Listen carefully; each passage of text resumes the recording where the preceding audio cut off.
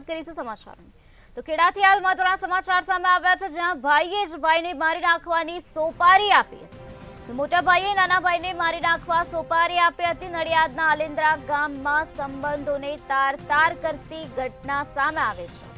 ભાવેશ ચૌહાણ નામના વ્યક્તિએ મારવા સોપારી આપી હતી, ત્યારે ભુવાનું કામ કરતા ભાવેશ પાસે અજાણ્યો માણસ આવ્યો હતો।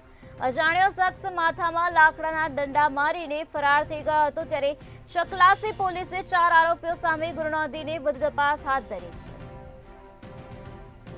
તો ખેડામાં નડિયાદના આલેન્દ્રા ગામનો આ બનાવ પ્રકાશમાં આવ્યો છે, જ્યાં સંબંધોને તાર કરતી ઘટના પ્રકાશમાં આવે છે, જ્યાં ભાઈએ જ ભાઈને મારી નાખવા માટે સોપારી આપી હતી। મોટા ભાઈએ નાના ભાઈને મારી નાખવા માટે સોપારી આપી હતી। ભાવેશ ચૌહાણ નામના વ્યક્તિએ મારવા માટે સોપારી આપી હતી, ત્યારે ભુવાનું કામ કરતા ભાવેશ પાસે અજાણ્યો માણસ આવ્યો હતો।